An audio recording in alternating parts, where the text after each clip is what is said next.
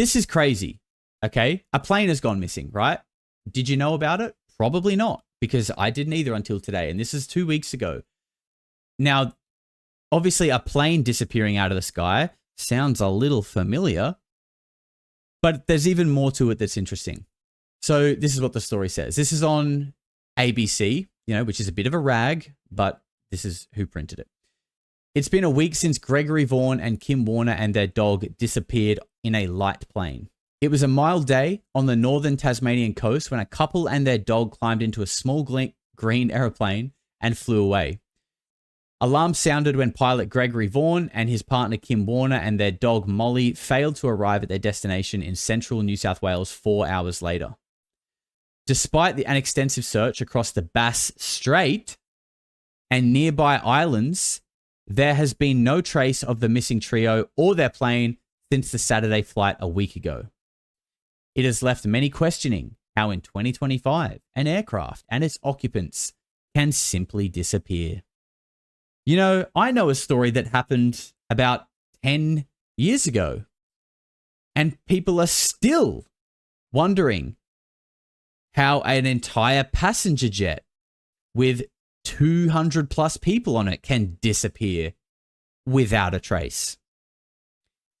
And what's interesting about this story is that where this happened, actually, I can maybe pull something up here.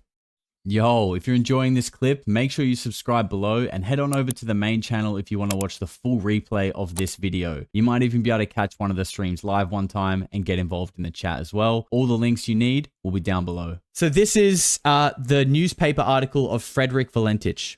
Okay, this is in 1970, I'm going to say 6, or it could be 78. Let's say, wait, there it is. 78. 1978, from the Bass Strait, 21-year-old pilot took off, was meant to land on like a small island before Tasmania, and didn't. Or either he did, and on the way back, there is an audio recording, which you can just, if you just search Frederick Valentich audio, you can hear the audio of this 21-year-old pilot talking to the air traffic control tower.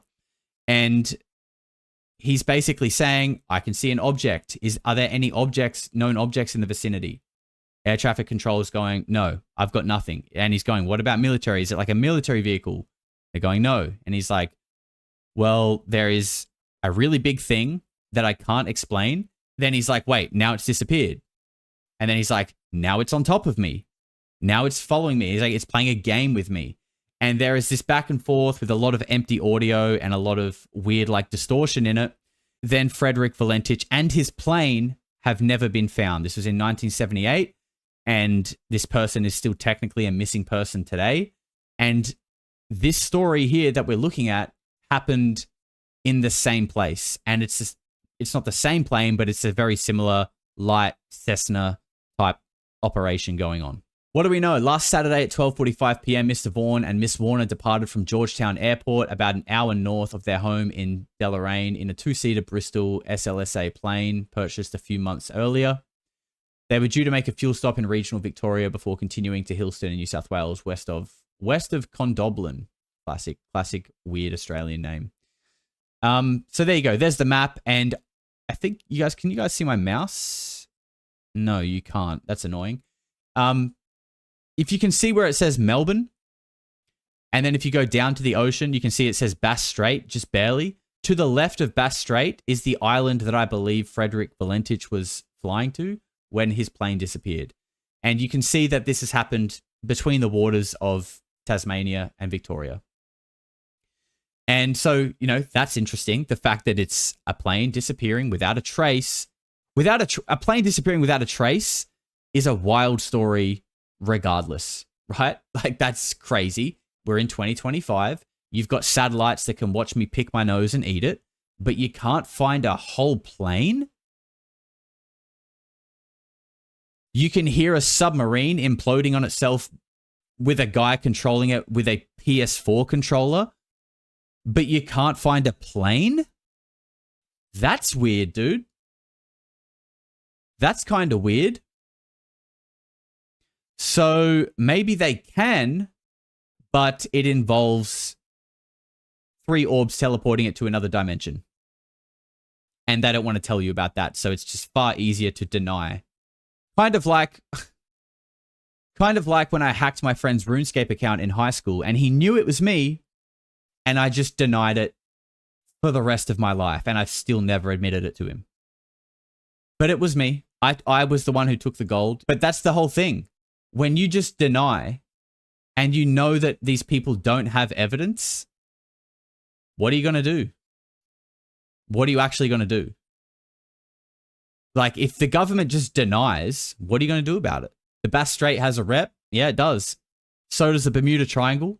And what's interesting is that where MH370 disappeared was the direct opposite, if you look at the globe, to the Bermuda Triangle. And I've heard things about, I can't remember what the term was, but there is a word for it, about like the opposites. It's not poles. Something about it was interesting. Yes, the Dragon Triangle. Thank you, Naya. It's another place that is of interest. Josh is going to know now. No, I'm sure that person would not be watching this YouTube channel. If you are, I apologize. I'm doing quite well for myself on RuneScape now, so if you would like the reimbursement minus inflation, meet me at GE. We all look back at our teens and there's probably things we all regret, right? There's probably things that we all regret.